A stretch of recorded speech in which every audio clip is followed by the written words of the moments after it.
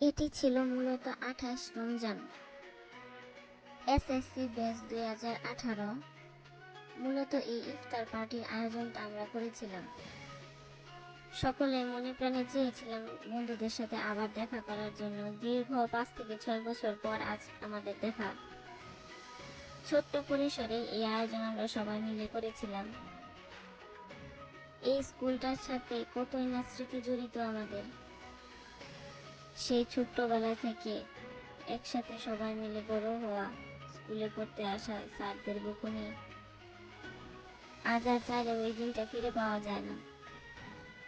কত বড় হয়ে গেছি আমরা না? স্কুল জীবনটা সত্যি অনেক সুন্দর। এখন বুঝতে পারি সেই একসাথে বসে থাকা, স্কুল টাইমে একসাথে সবাই মিলে পড়াশোনা করা, টিফিন টাইমে আড্ডা দেওয়া, ফুর্তি করা। বন্ধুগুলো কেমন জানি পর হয়ে গেছে। চাইলে আর সবার সাথে দেখা হয় না, কথা হয় না। তবে দীর্ঘ 10টা বছর আমরা একসাথে কাটিয়েছি এই স্কুল ক্যাম্পাসে। আজ স্কুলের আনন্দ শেষ করে আসার পর মনে হচ্ছিল যেন ছুটির শেষে আবার আমরা সবাই একসাথে ক্লাস করতে পারবো, কিন্তু চাইলেই এটা আর কোনোদিন সম্ভব হবে না। ক্যারিয়ার আর সংসারের টানাপোড়েনে আমরা আজ সবাই ব্যস্ত। থাকুক না সুন্দর স্মৃতি হয়ে এই মুহূর্তটা আমাদের জন্য। জানি না আর কখনো এইভাবে দেখা হবে কিনা।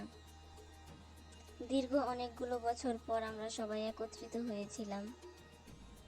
এটা ছিল আমাদের ইফতার মাহফিল এবং পুনর্মিলনীয় বলতে পারেন।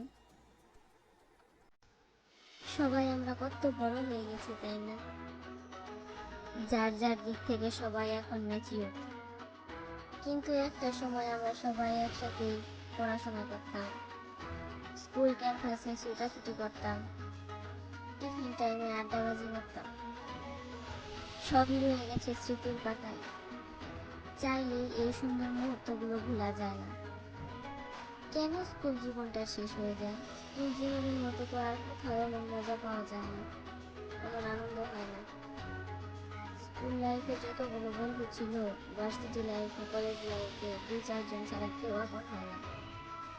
আজ সবার সাথে দেখা হয়ে মনে হয় যেন কত কাছের মানুষগুলোকে হারিয়ে ফেলেছিলাম। হঠাৎ করে তাদের আবার ফিরে পেয়েছি, হঠাৎ করে তারা আবার হারিয়ে যাবে সেই দূর অজানায়। তবুও থাক না স্মৃতির পাতায় এই সুন্দর মুহূর্তগুলো।